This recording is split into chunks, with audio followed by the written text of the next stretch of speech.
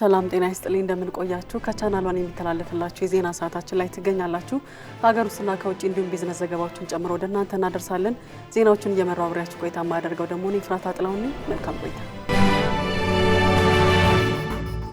ኢትዮጵያና ህንድ አብሮ ለመስራት በሚያስችላቸው ጉዳዮች ላይ የመግባቢያ ስምምነት ተፈራረሙ።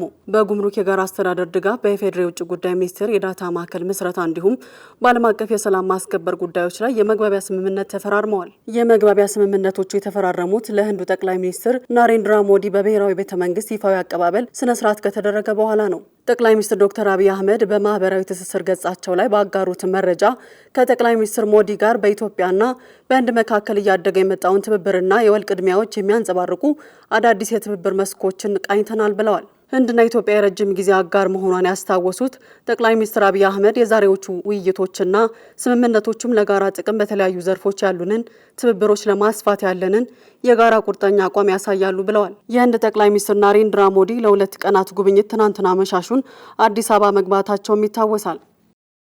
የኢትዮጵያ ብሔራዊ ምርጫ ቦርድ ግንቦት 24 ቀን 2018 ዓ.ም የሚያካሄደውን 7ኛ ጠቅላላ ምርጫ ለሚታዘቡ 45 ሀገር በቀል የሲቪል ማህበረሰብ ድርጅቶች የእውቅና የምስክር ወረቀት መስጠቱን አስታወቀ። ቦርዱ በማህበራዊ ትስስር ገጹ ባሰራጨው መረጃ የእውቅና ሰርተፍኬቱን በኢትዮጵያ የምርጫ የፖለቲካ ፓርቲዎች ምዝገባና የምርጫ ስነ ምግባር አዋጅ ቁጥር 1162/2011 እንዲሁም የሀገር ውስጥ የምርጫ ታዛቢዎች ፍቃድ አሰጣጥ አሰራርና ስነ ምግባር መመሪያ ቁጥር 5/2012 መሰረት በተሰጠው ስልጣን መስጠቱን ገልጿል። አስፈላጊ የሆኑ የምዝገባ ሰነዶችን አሟልተው ለሚገኙ የሀጅ ተጓዦች ምዝገባቸውን በ30 ደቂቃ ውስጥ ጨርሰው እንዲመለሱ ለማድረግ መዘጋጀቱን የአዲስ አበባ እስልምና ጉዳዮች ከፍተኛ ምክር ቤት አስታወቀ። ለዘንድሮ የሀጅ ጉዞ ምዝገባ ወቅት የተሰጠው ጊዜ አናሳ በመሆኑ እንዲሁም አሁን ላይ የሚቀሩት ቀናት ከ40 ያነሱ በመሆናቸው ሀጃጆች ከወዲሁ አስፈላጊ የሚባሉ ሰነዶችን በማሟላት ወደ ምዝገባ ተቋማት በመሄድ እንዲያጠናቅቁ ከፍተኛ ምክር ቤቱ አሳስቧል። 1.5 ሚሊዮን ዓመት ዕድሜ እንዳለው የተገመተ ሆሞ ኢሬክተስ የቅድመ ሰው ዝርያ የራስ ቅልና የፊት አጥንቶች ሙሉ ገጽታ ታወቀ። ከ5 ዓመት በፊት በአፋር ክልል ጎና ተብሎ በሚጠራ መካነ ጥናት የተደረገው ይህ የሆሞ ኢሬክተስ ቅሪተ አካል ቨርቹዋል ዲጂታል ሪኮንስትራክሽን በተባለ መሳሪያ አጋዥነት ተገጣጥሞ የሙሉ አካል ውጤት ሊታወቅ ችሏል። ኢትዮጵያዊ የቅሪተ አካል ተመራማሪ ዶክተር ስለሺ ሰማውና ባልደረባቸው ዶክተር ማይክል ሮጀርስ በመሩት የምርምር ስራ ነው የቅሪተ አካሉ ሙሉ ገጽታ መታወቅ የቻለው። ተመራማሪው ዶክተር ስለሺ እንዳሉት ሆሞ ኢሬክተስ የተባለው የሰው ልጅ ዝርያ አርሊ ሆሞ ከሚባል ዝርያ አፍሪካ ውስጥ አዝጋሚ ለውጥ በማድረግ ወደ ሆሞ ኢሬክተስ ተቀይሯል። በዚህም የምርምር ውጤት አማካኝነትም ከዚህ ቀደም የሆሞ ኢሬክተስ የሰው ልጅ ዝርያ በአዝጋሚ ለውጥ እስያ ውስጥ ከተለወጠ በኋላ ነው አፍሪካ የገባው በሚል ሲቀርብ የነበረውን ጥናት ውድቅ እንዲሆን አድርጎታል። በዚህም የጎና ፕሮጀክት የምርምር ውጤት በኔቸር ኮሚኒኬሽን ጆርናል ታትሞ ይፋ ለመሆን በቅቷል። ኢትዮጵያ ውስጥ ባለፉት ጊዜያት በተደረጉ ጥናትና ምርምሮች የሰው ልጅን አመጣጥ የሚያሳዩ ከ6 ሚሊዮን እስከ 10 ሺህ ዓመት ድረስ እድሜ ያላቸው ቅሪቶችም ተገኝተዋል። የትምህርት ሚኒስቴር በጥር ወር 2018 ዓ.ም የመውጫ ፈተና እንደሚሰጥ አስታወቀ። ፈተናውን ለመጀመሪያ ጊዜ የሚወስዱ እጩ ተመራቂዎች ምዝገባ ትናንትና የተጀመረ ሲሆን እስከ ታህሳስ 13 2018 ዓ.ም ድረስ ይቆያል። ተማሪዎች በተቋም ደረጃ በተጠቀሱት ቀናት ተመዝግበው መረጃቸው ለትምህርት ሚኒስቴር የሚላክ መሆኑም ተመላክቷል። የፈተና አስተዳደር ክፍያን በኢትዮጵያ ንግድ ባንክ አካውንት በኩል በመክፈል የከፈሉበትን ደረሰኝ ዋናውን ከነሙሉ ስማቸው ለየትምህርት ክፍላቸው መላክ ይጠበቅባቸዋል ተብሏል። የመውጫ ፈተናውን በድጋሚ የሚወስዱ አመልካቾች ምዝገባ የሚያደርጉት በራሳቸው እንደሆነም ተገልጿል። የኢትዮጵያ ሰው ሰራሽ አስተውሎት ተቋምና የፌዴራል ዋና ኦዲተር መስሪያ ቤት የኦዲት አስተዳደር ስርዓት ለማልማት አንድ ላይ ለመስራት የሚያስችላቸውን ስምምነት መፈራረማቸው ተገለጸ። በሁለቱ ተቋማት መካከል የተደረገው ስምምነት የፋይናንስ ኦዲት ሂደትን ከመጀመሪያ እስከ መጨረሻ ለማስተዳደር የሚያስችል ዲጂታል ስርዓት ለማልማት ያለመ መሆኑም ተመላክቷል። 15000 ሐሰተኛ የብር ኖቶችን ለመሸጥ ሲንቀሳቀሱ የነበሩ ሁለት ግለሰቦች በፖሊስ ቁጥጥር ስር ዋሉ። ተከሳሾቹ የወንጀል ድርጊቱን የፈጸሙት በአዲስ አበባ ልደታ ክፍለ ከተማ ወረዳ 7 ልዩ ቦታው አሰብ ሆቴል ተብሎ በሚጠራው አካባቢ ነው። ግለሰቦቹ ምንጩ ያልታወቀ 15000 ሐሰተኛ የብር ኖቶችን በ8000 ትክክለኛ የኢትዮጵያ ብር ለመሸጥ ሲንቀሳቀሱ ህብረተሰቡ በሰጠው ጥቆማ ፖሊስ ተጠርጣሪዎችን በቁጥጥር ስር አውሏል። በተደረገባቸው ፍተሻም 75 ባለ 200 ሐሰተኛ ብር በአጠቃላይ 15000 የኢትዮጵያ ሐሰተኛ ብር ኖት መያዙን ፖሊስ መምሪያው ገልጿል። ግለሰቦቹ በቁጥጥር ስር ውለው ምርመራው የቀጠለ መሆኑንም ተመላክቷል። እየተከታተላችሁ የምትገኙት ከቻናል ዋን የሚተላለፍላችሁን የዜና ሰዓታችን ነው። አሁን ደግሞ ከውጭ ወዳገኘናቸው መረጃዎች አልፋለሁ። የአሜሪካው ፕሬዝዳንት ዶናልድ ትራምፕ የተጨማሪ 7 ሀገራት ዜጎች ወደ አሜሪካ እንዳይገቡ ማዕቀብ ጣሉ። ከዚህ ቀደም የተጣለባት ክልከላ በቅርቡ የተነሳላትና ከአሜሪካ ጋር በጎ የሚባል ዲፕሎማሲያዊ መግባባት ላይ ደርሳ የነበረችው ሶሪያን ጨምሮ የ7 ሀገራት ዜጎች ወደ ሀገሬ እንዳይመጡ ሲሉ ነው ውሳኔ ያስተላለፉት። ባለፈው ሰሞን 3 የአሜሪካ ጦር አባላት በሶሪያ ማዕከላዊ ፖልሚራ መገደላቸው ሶሪያ ላይ ማዕቀቡ እንዲጣል ስለማድረጉ ኤፍፒ ዘግቧል። ከሶሪያ በተጨማሪ ደቡብ ሱዳን፣ ማሊ፣ ላኦስ፣ ቡርኪና ፋሶ፣ ኒጀር እና ሴራሊዮን ዝርዝር ውስጥ ይገኙበታል። ይህ ተደጋጋሚ የትራምፕ የክልከላ ውሳኔ ወደ አሜሪካ መግባት የማይችሉ ሀገራትን ዝርዝር ከጊዜ ወደ ጊዜ ከፍ እያደረገ ነው። አሜሪካን ፈርስት በሚለው የትራምፕ መርህ መሰረት ሀገሪቱ አሉኝ ከምትላቸው የመንግስት ስርዓት፣ ባህል፣ ወግና መሰል መርሆች ጋር ተጻራሪ የሆነ አቋም እንዳለው የሚገመት የየትኛውም ሀገር ዜጋ ይህን መሰል ዕጣ ይደርሰዋልም ብለዋል። የዲጂታሉ ዓለም የመርሳት ችግር ያጋጥመዋል ብላችሁ አስባችሁ ታውቃላችሁ? ጁሊያ ቤንስፊልድ ሉዊስ የተሰኘች ሴት ለ40ኛ ዓመት ልደቷ በ20ዎቹ መጀመሪያ ላይ የነበራትን ፎቶዎች ስትጠይቅ በፍጹም ሊያገኙ አልቻሉም። በ2000ዎች መጀመሪያ ላይ የነበሩ በሚሊዮን የሚቆጠሩ ፎቶዎች በመጀመሪያዎቹ የዲጂታል ካሜራዎች ማዕበል ዘመን የተነሱ ፎቶዎች አገልግሎት ባቆሙ ሃርድ ድራይቨሮች፣ ድረገጾችና የተረሱ ሜሞሪ ካርዶች ደብዛቸው ጠፍቷል። ለዝርዝሩ ሊዲያ ዝናቡ።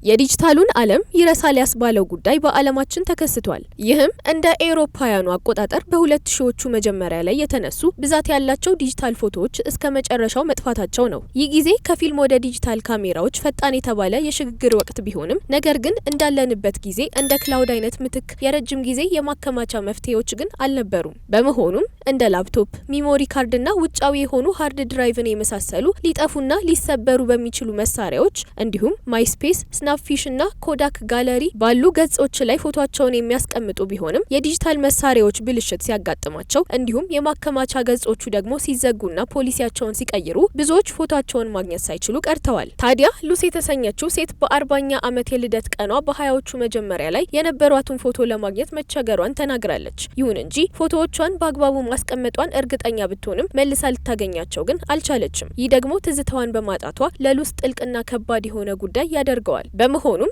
የዲጂታል የመረጃ ማከማቻዎች ደካማ በመሆናቸው ከዚህ በኋላ መረጃዎቻችንን ለመጠበቅና ለማቆየት የ3-2-1 ህግን መከተል ይኖርብናል። ይህም ደግሞ የፎቶዎችን 3 ቅጂዎች በሁለት የተለያዩ አይነት የማከማቻ አይነቶች ልክ እንደ ክላውድና ሃርድ ድራይቭ ላይ በማስቀመጥ ሲሆን አንዱን ደግሞ ለብቻው አሳትሞ በተለየ መንገድ ማስቀመጥ ተመራጭ መሆኑን የዘርፉ ባለሙያዎች ምክር ነው። ዘገባው የቢቢሲ ነው። ሰው ሰራሽ አስተውሎት በፍጥነት እያደገና ብዙ ኢንዱስትሪዎችን እየረዳ ይገኛል። ነገር ግን ይህ ፈጣን እድገት ብዙ ሰዎች የማያዩት ጉዳት በአካባቢ ላይ እያደረሰ መሆኑን ባለሙያዎች ያስጠነቅቃሉ። ሰው ሰራሽ አስተውሎት የዕለት ተዕለት ህይወት አካል እየሆነ ሲሄድ የኃይልና የተፈጥሮ ሀብቶች አጠቃቀም ይጨምራል። የኮርኔል ዩኒቨርሲቲ አዲስ ጥናት ሰው ሰራሽ አስተውሎት አሁን ባለው ፈጣን ማደጉን ከቀጠለ በዩናይትድ ስቴትስ የሚገኙ የመረጃ ቋቶች በ2030 እስከ 44 ሚሊዮን ቶን ካርቦን ዳይኦክሳይድ ሊለቁ እንደሚችሉ አስጠንቅቋል። ጥናቱ ከፍተኛ የውሃ አጠቃቀምን አጉልቶ አሳይቷል። የመረጃ ማዕከሎች እንዲቀዘቅዙ ከፍተኛ መጠን ያለው ውሃ ያስፈልጋቸዋል። በየዓመቱ በሚሊዮን የሚቆጠሩ የአሜሪካን ቤተሰብ ብዙ ውሃ ሊጠቀም ይችላሉ። ይህ ደግሞ ድርቅ እየተለመደ በመጣበት በዚህ ወቅት ከፍተኛ አካባቢ ስጋት ይፈጥራልም ተብሏል። ይሁን እንጂ ተመራማሪዎች ጉዳቱን መቀነስ እንደሚቻል ጠቁመዋል። በሞቃታማና ደረቅ ቦታዎች ፋንታ ቀዝቃዛና ነፋሻማ በሆኑ አካባቢዎች የመረጃ ማዕከሎችን መገንባት የኃይልና የውሃ አጠቃቀምን ይቀንሳልም ብለዋል። ነፃ የዋይፋይ ኔትወርኮችን ባገኙት ሁሉ መክፈትና ቀላል የይለፍ ቃልን መጠቀም ስማርት ስልኮችን በቀላሉ ለሳይበር ጥቃት ያጋልጣል ተባለ። ለዝርዝሩ አማሩ ገብሩ።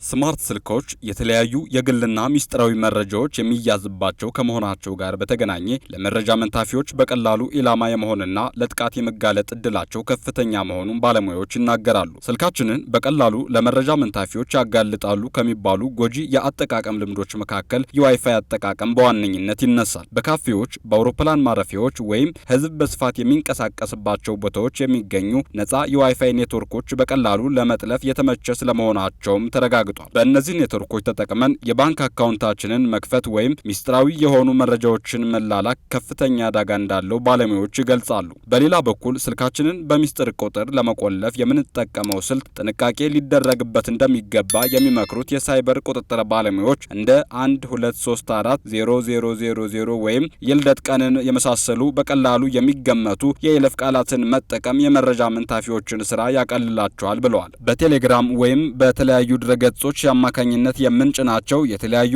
ያልተረጋገጡ መተግበሪያዎች ስልካችንን ለመሰለል ወይም መረጃ ለመስረቅ የተዘጋጁ ቫይረሶች ሊይዙ ይችላሉም ተብሏል። ከስልክ አምራቹ የሚመጣልንን የደህንነት ማሻሻያዎች ችላ ማለት መረጃ ጠላፊዎች ቀድሞ በምንጠቀመው የሶፍትዌር ስሪት ላይ ያሉ ክፍተቶችን ተጠቅመው ስልካችን ውስጥ ሰርገው እንዲገቡ መንገድ እንደሚከፍትላቸውም ተረጋግጧል።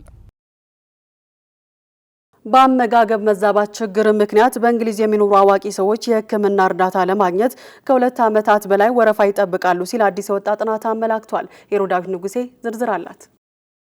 የአመጋገብ መዛባት ችግር ስንል ጤናማ ባልሆነ የአመጋገብ ልማድና ምግብ ላይ በሚኖር አቋም ምክንያት የሚከሰት ስነልቦናዊና አካላዊ ህመም ማለታችን ነው። ሰዎች እንዳይወፍሩ በመፍራት በቀን ውስጥ መውሰድ ያለባቸውን የምግብ መጠን ሳይወስዱ ሲቀሩና የሰውነት ክብደታቸው ሲቀንስ ወይም ደግሞ የበሉት ምግብ ሰውነታቸው ውስጥ ገብቶ ከመስራቱ በፊት ከመጠን በላይ ስፖርታዊ እንቅስቃሴዎችን በመስራት ምግቡ ሳይስማማቸው ሲቀር፣ በተቃራኒው ደግሞ ብዙ ምግቦችን በትንሽ ጊዜ ውስጥ ሲመገቡና ከተመገቡ በኋላ ጸጸት ሲሰማቸው፣ በዚህም የተነሳ ሰዎች ፍጹም ጤናማ ሆኖ ለመታየት ካላቸው ፍላጎት ለልብና አካላዊ ጤና ችግሮች፣ ለሆርሞን መዛባት፣ ለራስ መተማመን ማጣት ይደረጋሉ። ባደጉት ሀገራት ላይም እያጋጠመ ያለው ይህ ነው። ብሔራዊ የአመጋገብ መዛባት ኦዲት NAED ባወጣው ሪፖርት መሰረት በእንግሊዝ የሚኖሩ አዋቂ ሰዎች እንደ የጤናና የስነ ምግብ ወይም የማማከርና የመድኃኒት ሕክምና እገዛዎችን ለማግኘት እስከ 700 ቀናት ያክል ወረፋ ሊጠብቁ ይችላሉ። ቁጥራቸው ወደ 4500 የሚጠጉ አዋቂዎች እርዳታውን ለማግኘት እየጠበቁ እንደሚገኙም ተገልጿል። ለዚህም በምክንያትነት የተጠቀሰው የሕክምና ድጋፉ በዋናነት ህጻናትና ታዳጊዎች ላይ ያተኮረ በመሆኑና በአንዳንድ አካባቢዎች የባለሙያ እጥረቶች በማጋጠማቸው እንደሆነ ዓለም አቀፍ ተቋማትም ችግሩን ለመቀነስ እንደሚተጉ የዘጋርዲያን ዘገባ አመላክቷል።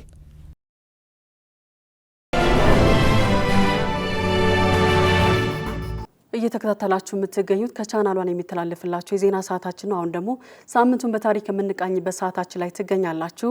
በዚህ ሳምንት ታህሳስ 17 1903 የአቪዬሽን ዘመንን በይፋ የጀመሩት ሁለቱ የሳይክል መካኒክ የነበሩት ወንድማማቾች ከ121 ዓመት በፊት በአየር ላይ አውሮፕላን የሚል ስያሜን የተሰጠውን ክብደት ያለው ማሽን የመጀመሪያውን የተሳካ በረራ በማድረግ ለዓለማችን ትልቁን ግኝት ያበረከቱበት ዕለት ነው። የዛሬ ሳምንቱን በታሪክ ውስጥ ቅኝታችን ይዘት ነው። ሊዲያ ዝናቡ እንደሚከተለው አዘጋጅተዋለች። በዛሬው ታህሳስ 8 ወይም በፈረንጆቹ ታህሳስ 17 1903 ሳምንቱን በታሪክ ውስጥ 121 ዓመታትን ወደ ኋላ ይመልሰናል። በዛሬው ዕለት ሁለቱ የብስክሌት መካኒክ የሆኑት ወንድማማቾች ኦርቪል እና ዊልበር ራይት በሰሜን ካሮላይና በምትገኘው ኪቲ ሃውስ አቅራቢያ ትልቅና ዘመን ተሻጋሪ የሆነ ስኬትን ለዓለማችን ማበርከት ችለዋል። የመጀመሪያውን የተጎላበተና በጥሩ ቁጥጥር የተደገፈ ስኬታማ በረራን ወንድማማቾቹ በቤንዚን የሚሰራውን አውሮፕላን ለ12 ሰከንዶች 120 ጫማ ርቀትን መጓዝ እንዲችል አድርገዋል። ይህ ስኬትም የዓመታት ስልታዊ የሆነ ምርምርና የምህንድስና ውጤት ሲሆን ሁለቱ ኮሌጅ ገብተው ከዘመናዊ ትምህርት ማዕድ ያልተካፈሉት ወንድማማቾች በበረራው ዘርፍ ፈርቀዳጅ በመሆን ያሉትን ችግሮች ለመፍታት በብስክሌት መካኒክነት ያካበቱትን ብቃት ተጠቅመውበታል። ታሪካዊ ስኬታቸውን ተከትሎም ንድፋቸውን እንደገና መስራት ብሎም ማጥራት የቀጠሉ ሲሆን በመጨረሻም ፈጠራቸውን በይፋ ካሳዩና ካስመሰከሩ በኋላ ራይት ኩባንያን አውሮፕላኖችን እንዲያመርት ተቋቋሙ። ልክ በዛሬዋ ዕለት እንደ ኤሮፓውያኑ አቆጣጠር ታህሳስ 17 በ1903 ያበረሯት አውሮፕላን በስሚሶኒያን ብሔራዊ የአየርና የህዋ ሙዚየም ጥበቃ እየተደረገለት በመጎብኘት ላይ ይገኛል።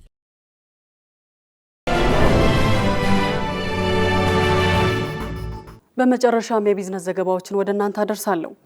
የኢትዮጵያ ብሔራዊ ባንክ ባካሄደው 12ኛ ዙር የውጭ ምንዛሬ ጨረታ አንድ የአሜሪካን ዶላር በአማካኝ 154.7 ብር የተሸጠ ሲሆን በጨረታው የውጭ ምንዛሬ ድልድል ማግኘት የቻሉት የንግድ ባንኮች ቁጥር ቅናሽ በማሳየት ወደ 13 ወርዷል። ለእነዚህና ሌሎች የቢዝነስ ዘገባዎች ማህሌት ደመላሽ።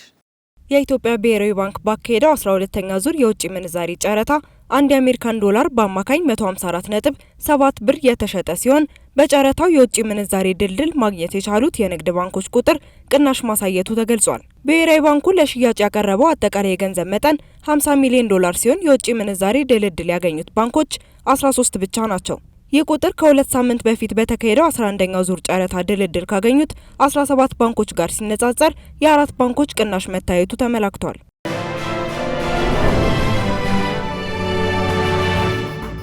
የኢትዮጵያ አየር መንገድ ዓለም አቀፍ የመንገደኞች ተርሚናል 2 ላይ ከ16 ሚሊዮን ዶላር በላይ ወጪ የተደረገበት ፕራይም ላውንጅ አስመርቋል። ላውንጁ በዋነኝነት በስታር አሊያንስ እና በሼባ ማይልስ ተመዝግበው ተደጋጋሚ ዓለም አቀፍ በረራ የሚያደርጉ ደንበኞች የሚገለገሉበት መሆኑን የኢትዮጵያ አየር መንገድ ግሩፕ ዋና ስራ አስፈጻሚ አቶ መስፍን ጣሰው ተናግረዋል።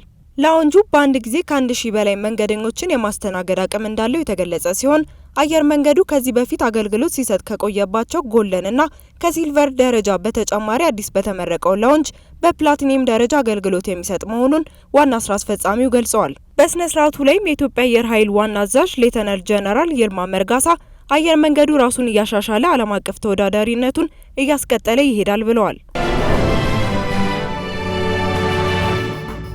መረጃዎቻችን እንደቀጠሉ ናቸው።